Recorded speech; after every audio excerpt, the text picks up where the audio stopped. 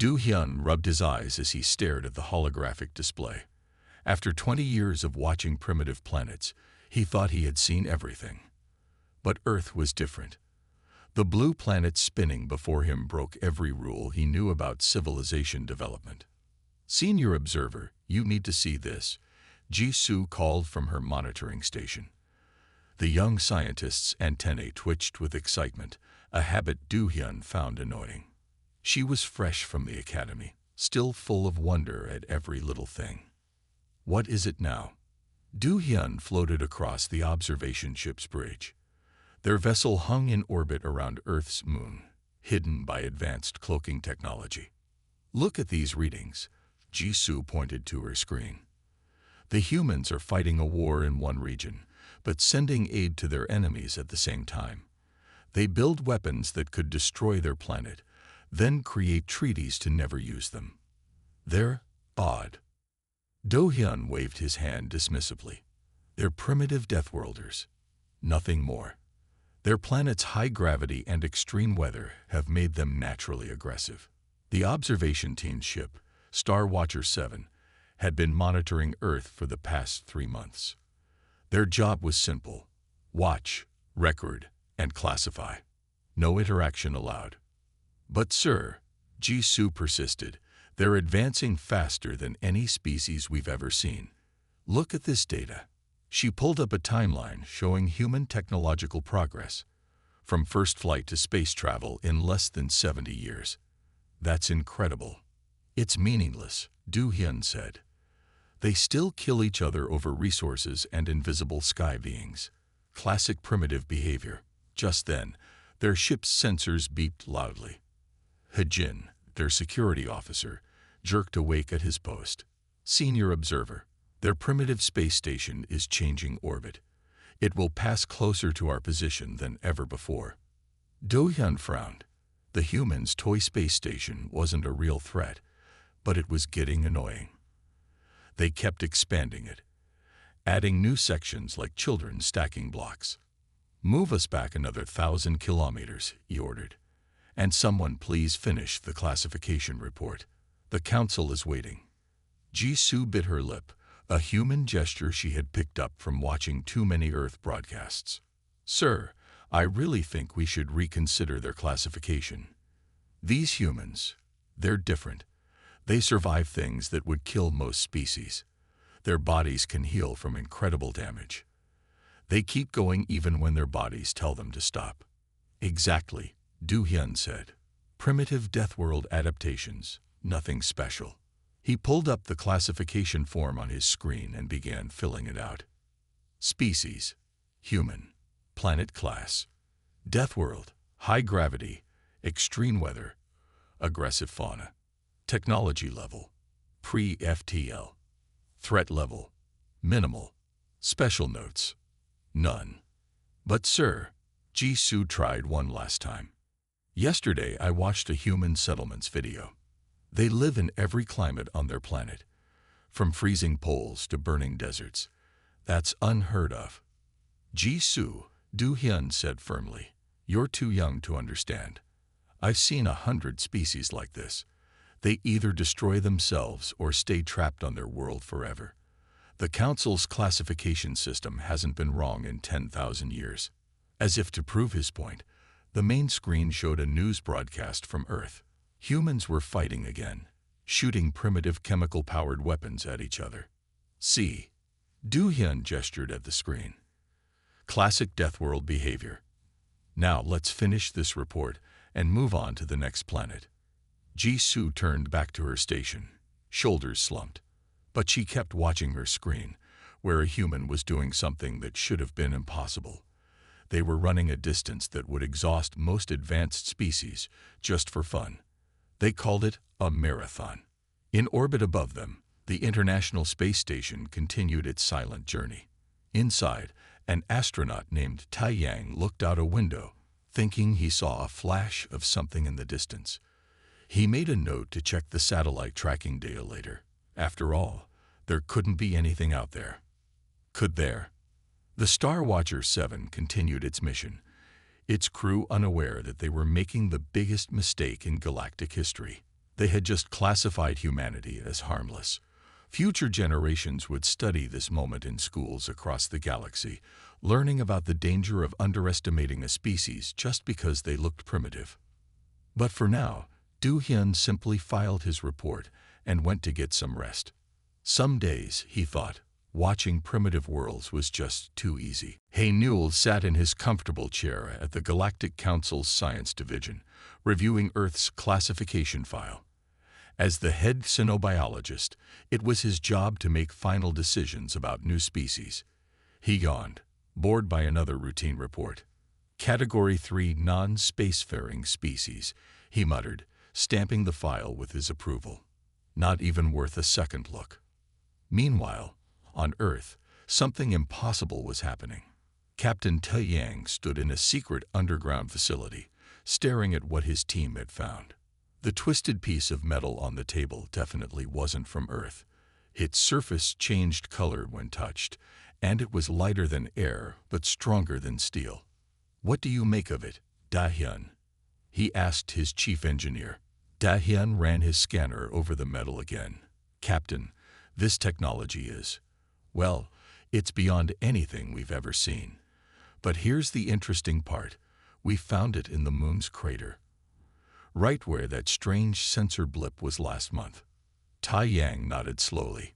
He remembered that flash of something while looking out the space station window. Everyone had told him he was seeing things. Now he had proof. Back at the council, Newell was having lunch when his assistant rushed in. "Sir, you need to see the latest Earth data." The assistant's 3 eyes were wide with panic. Newell sighed. "What now? Did they launch another primitive rocket?" "No, sir. They're advancing too fast. Look at these numbers." The holographic display showed Earth's technological progress. The line on the graph was going up at an impossible angle. "That can't be right," Newell said, food forgotten. "Check it again." "We did, sir, multiple times. They've mastered quantum computing in secret. They're experimenting with fusion power. And there's more. On Earth, Tai Yang's team was making another breakthrough. They had learned to copy the alien metal. It wasn't perfect, but it was close enough. "We can build with this," Da-hyun said, holding up their first successful sample. "We can build ships. Real spaceships, Captain. Not the tin cans we've been using." Tai Yang smiled. "How long until we can make something that flies?" "Give me 3 months." In his office, Newell was starting to sweat. More reports were coming in. Humans were doing things they shouldn't be able to do. Their computers were getting smarter. Their physics theories were approaching council level. And strangest of all, they were doing it without anyone noticing. "Sir," his assistant said quietly, "should we change their classification?" Newell looked at the stamped file on his desk. Changing a classification was serious. It hadn't been done in over 1,000 years. It would make him look bad. "No," he decided. "They're still primitive. This is just a temporary surge of advancement. It will slow down soon." He was wrong. 3 months later, in the Nevada desert, Tai Yang stood before Earth's first secret spaceship. It was small, just big enough for 2 people, but it contained technology that no human was supposed to have for another 1,000 years. "We're ready, Captain," Da-hyun said, running final checks. "The ship can copy the alien metal's gravity-canceling effect. We can reach Mars in hours, not months." Tai Yang touched the ship's smooth surface. "Does anyone outside this facility know about this?" "No, sir. As far as the world knows, we're still playing with chemical rockets." In orbit, Star Watcher 7's sensors suddenly went crazy. Something fast was leaving Earth's atmosphere. Too fast. "Senior observer," Ji-soo called out. "You need to see this." Do-hyun rushed to her station. What he saw made his antenna go flat against his head. A ship, clearly built with advanced technology, was shooting past them toward Mars. "Impossible," he whispered. "They're just primitives."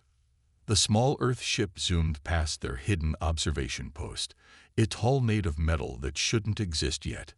Haynewell's classification error was about to become the biggest mistake in Council history, and humanity was just getting started. Ambassador Yunho practiced his best diplomatic smile as his ship approached Earth. The Galactic Council had chosen him for this mission because they thought it would be easy. Just a simple first contact with a primitive species. Nothing could go wrong. He was about to learn how wrong they were. "Ambassador," his pilot called out, "there's a human ship requesting to dock with us." "Impossible," Yunho said. "They shouldn't have ships that can reach our position." He walked to the bridge window and froze.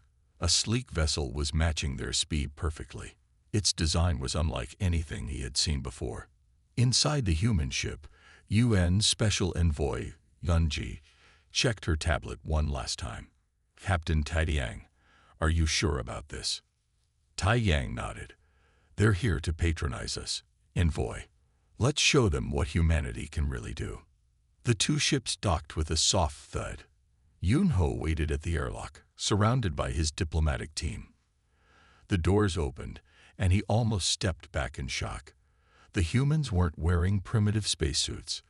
Their gear looked almost as advanced as his own. "Welcome, Ambassador Yunho," Yunji said in perfect galactic standard. "We've been expecting you." Yunho's antennae twitched nervously. You speak our language." "We learned it from your observation ship's transmissions," Taiyang said with a smile. "Please, follow us to our conference room." The ambassador followed, trying to hide his confusion. This wasn't how first contact was supposed to go. The primitives were supposed to be amazed by their advanced technology. They weren't supposed to have their own spaceships and speak galactic standard. In the conference room, Yunji opened her presentation. "Before we begin, Ambassador, we'd like to share some information about Earth's current technological status." Holograms filled the room. Quantum computers more advanced than expected. Fusion reactors already working. Ships that could reach Mars in hours. But you're classified as Category 3, Yunho stammered. "You shouldn't have any of this." "About that classification," Yunji said calmly, "we think there's been a mistake." She pressed another button. More holograms appeared, showing the recovered alien technology from the moon. "We found your observation post's crashed probe. Very educational." Yunho felt dizzy. This was becoming a diplomatic nightmare. "These technologies are restricted. You shouldn't have them." Taiyang leaned forward. "Restricted by whom?" "A council that didn't even bother to talk to us before judging us." "We've been watching your broadcasts too," Yunji added. "We know how the council sees us. Primitive Deathworlders, barely worth noticing. But you missed something important about humans." "What's that?" Yunho asked weakly. "We learn. Fast." She showed another hologram. "This is our latest prototype ship. We built it last week. Want to guess how fast it can go?" The specifications on the screen made Yunho's eyes widen. It was faster than many council ships. "This is impossible," he whispered. "You were supposed to be primitive." "Maybe you should have looked closer," Taiyang said. "Now shall we discuss Earth's real classification? As equals." Back at the council, Haynewell received an urgent message from Ambassador Yunho. As he read it, his face turned pale. "Get me the High Council," he said to his assistant. "Now." The message was simple but terrifying. Classification error level 1. Humans are not primitive. Repeat. Humans are not primitive. Request immediate diplomatic protocol upgrade. They know everything. In Earth orbit, Yunji watched the ambassador's ship leave. "Do you think they'll take us seriously now?" she asked Taiyang. "They better," he replied. "Because we're just getting started. Dahyun's team completed the new engine design this morning. We can reach their nearest colony world in a day." Yunji smiled. "I almost feel sorry for them. Almost." The stars twinkled silently as humanity prepared to take its place in the galaxy. The Council's biggest oversight was about to become very, very obvious. Sungmin slammed his fist on the Council table.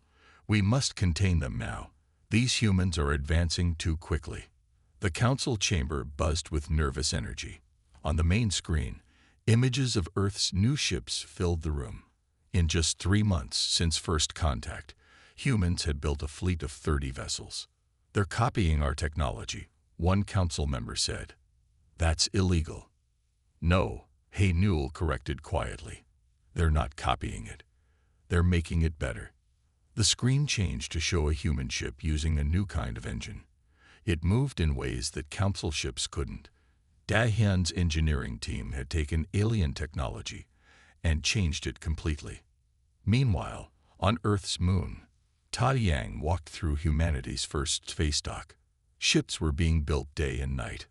Workers floated in zero gravity, putting together vessels that mixed human creativity with alien science. How's the new defense system coming along? He asked Dahyun.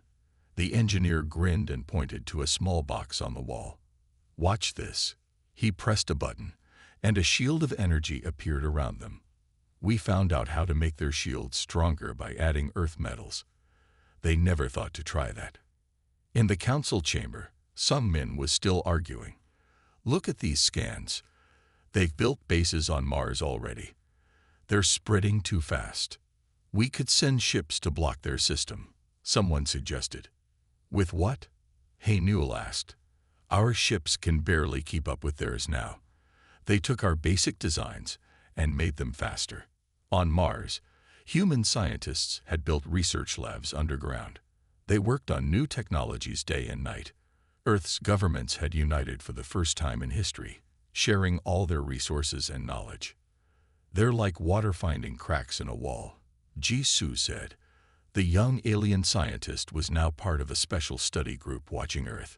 Every time we think we understand their limits, they break through them. Do-hyun, who had been wrong about humans from the start, nodded sadly. Did you see what they did with the medical scanner we left behind? Jisoo pulled up the report. After finding a broken medical scanner in the moon crash site, humans had not only fixed it but improved it. Now it could heal injuries in minutes instead of hours. Back on Earth, Young-ji met with world leaders in the new Global Space Command Center built inside Mount Fuji. The council is scared, she told them. They've never seen a species advance this fast. But we can't slow down now. What's our next step? A leader asked. Ta Yang stepped forward. We show them why underestimating humans was their biggest mistake.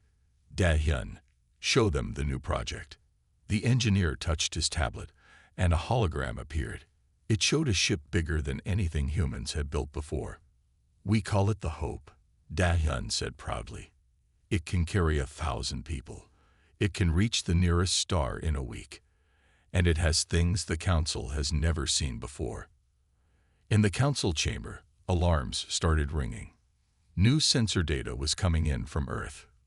What are they building now? Sung Min asked, his voice shaking. The images showed the Hope under construction. Council members gasped. The ship wasn't just big. It was more advanced than anything in their fleet. How? Sung Min whispered. How are they doing this? Newell looked at the images and finally understood. Because we made them stronger, he said. Their harsh world forced them to adapt, to think differently, to solve problems in new ways. We thought their planet made them primitive, but it made them better than us. On the moon base, Ta Yang watched the Hope taking shape. Soon, humanity would take its first steps into deep space. The council could try to stop them, but they would learn what everyone who underestimated humans learned. You can't stop a species that turns obstacles into opportunities. The council fleet appeared in Earth's solar system without warning. 50 ships formed a line between Earth and Mars, their weapons ready. Admiral Sung Min stood on his command ship's bridge, feeling confident at last. Let's see how the humans handle this, he said to his crew. No one passes this blockade. On Earth, alarms rang in the Global Space Command Center. Young-ji rushed to the main control room, where Ta Yang was already studying the sensor readings. They're using their best ships, Ta Yang said calmly. Old models, but powerful. They want to trap us in our solar system. Can they do that? asked one of the staff members. Tai Yang smiled. They can try. Call the Thunderchild. It's time to show them what our new ship can do. The Thunderchild was humanity's first true warship. While the Hope was built for exploration, the Thunderchild was made for breaking blockades. It hung in orbit around the moon, dark and quiet. Captain, we're ready, Da-hyun reported from the engine room. The new systems are all green. Tai Yang sat in the captain's chair. All hands, battle stations. Let's introduce ourselves to the Council fleet. On his flagship, some men watched the human ship approach. It was smaller than his vessels, but moved strangely. His tactical computer couldn't predict its path. Sir, his sensor officer called out, the human ship is dancing. The Thunderchild spun and twisted through space in ways that shouldn't be possible. Its engines left no heat trail. Its shields showed no energy readings. It was like trying to catch smoke with bare hands. Impossible, some men whispered. Our computers can't lock weapons on it.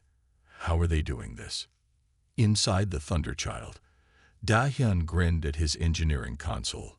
They're still using standard targeting systems.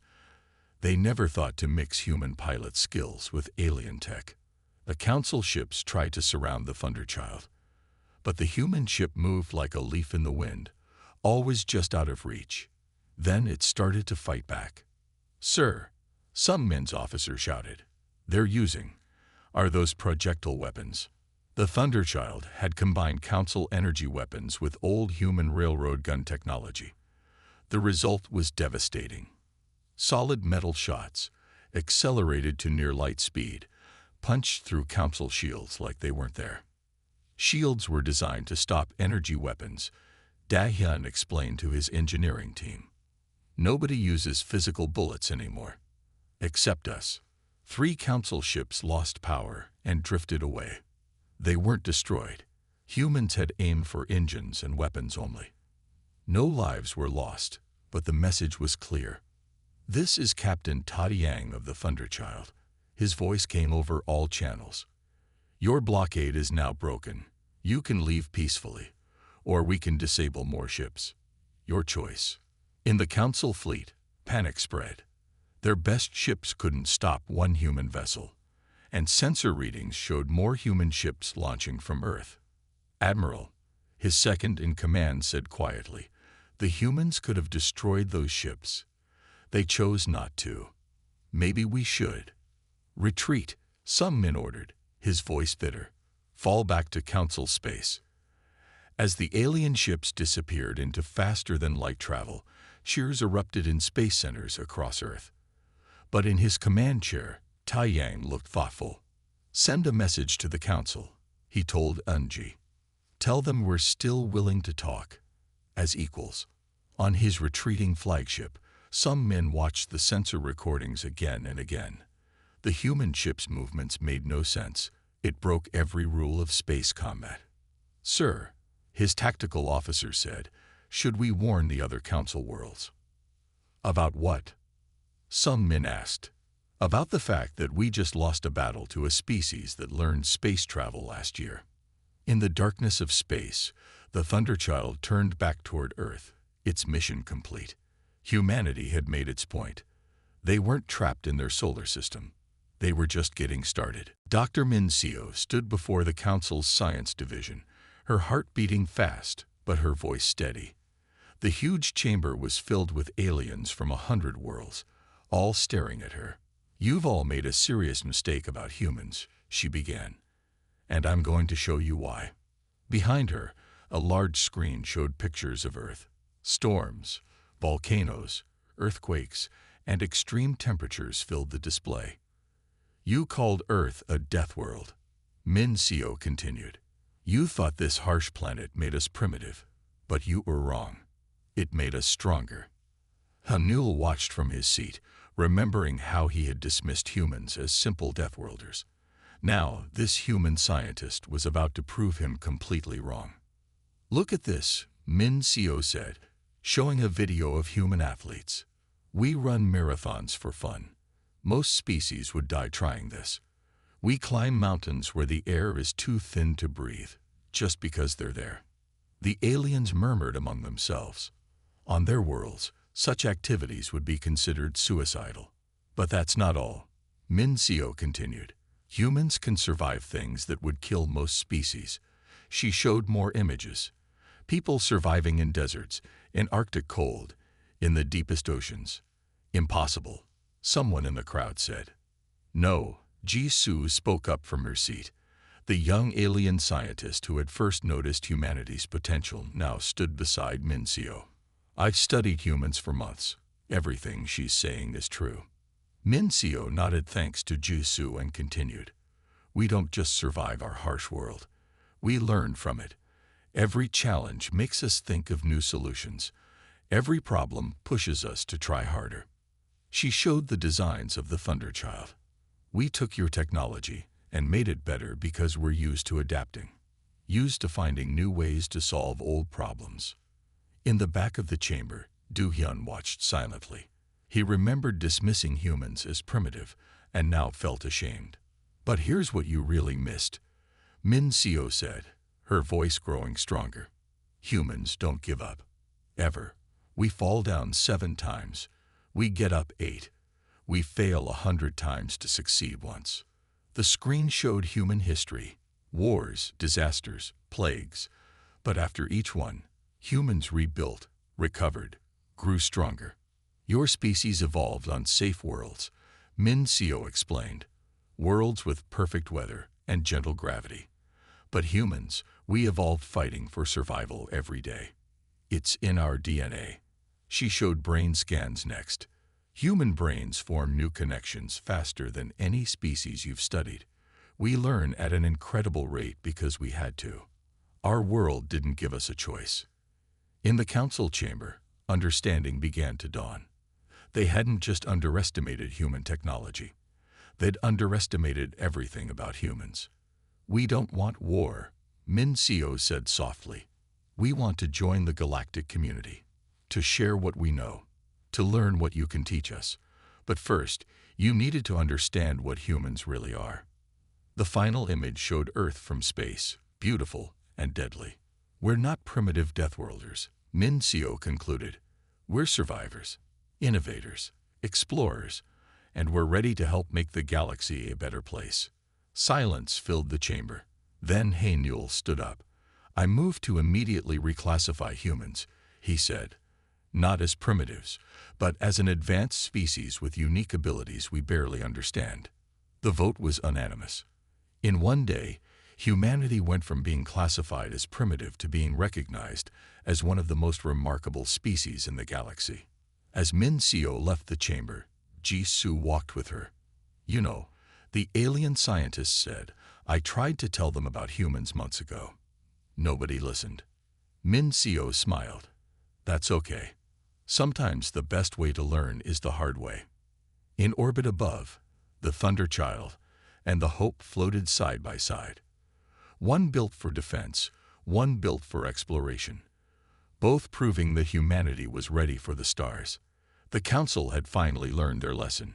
Never underestimate a species that calls a death world home. The emergency signal woke up every council member in the middle of the night.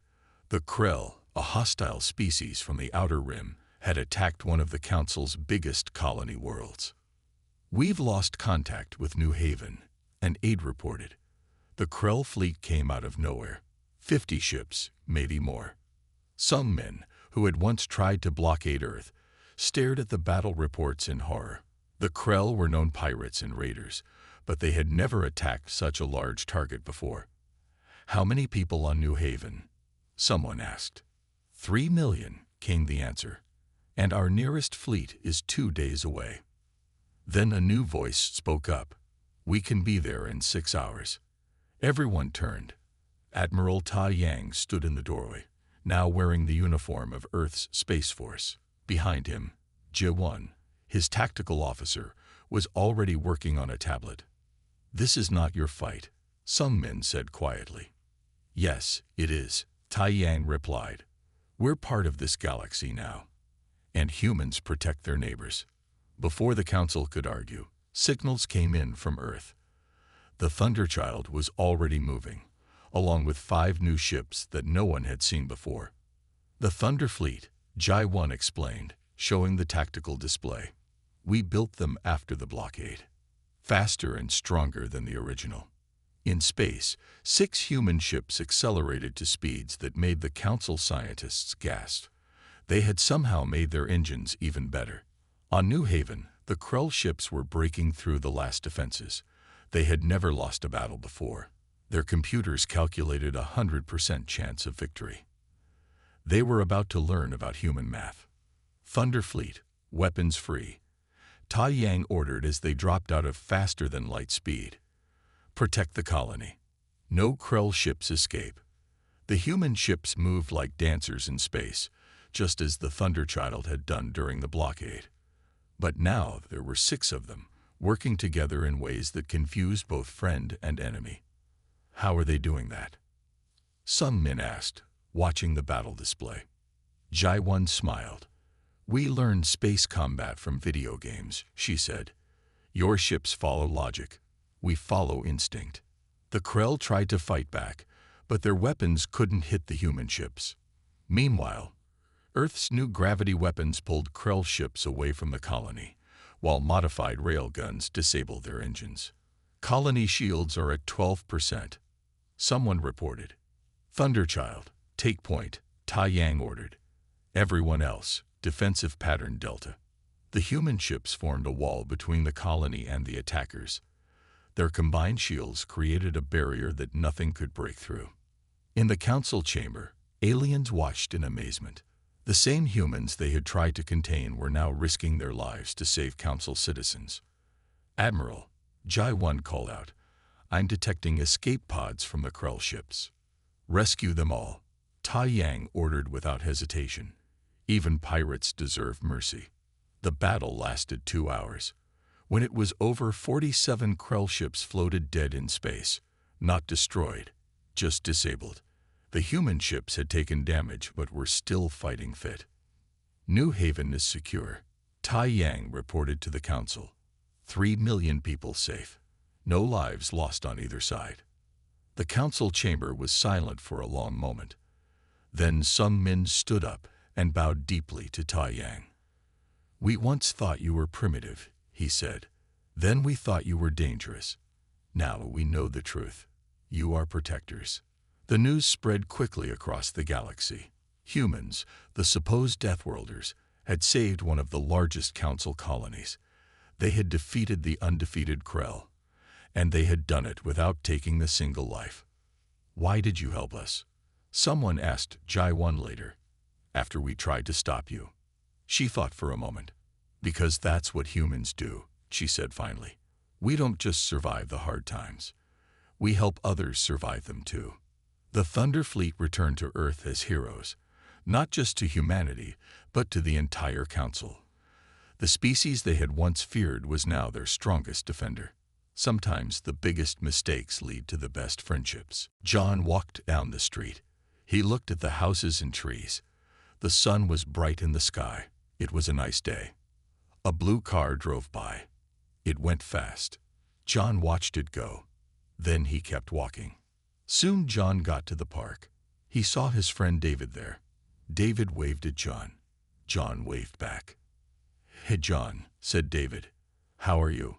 I am good, said John. How are you? I am good too, said David. Do you want to play? Yes, let's play, said John. The two friends ran to the playground. They went on the slide. Up and down, up and down. It was fun. Then they played on the swings. Back and forth, back and forth. The wind blew in their hair. They laughed. This is a fun day, said John.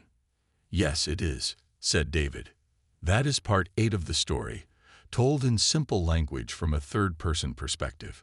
The vocabulary is basic and the sentences are short and straightforward. Concrete details about what John sees and does help make the simple story feel more interesting and vivid. Let me know if you would like me to continue with part 9 of the story.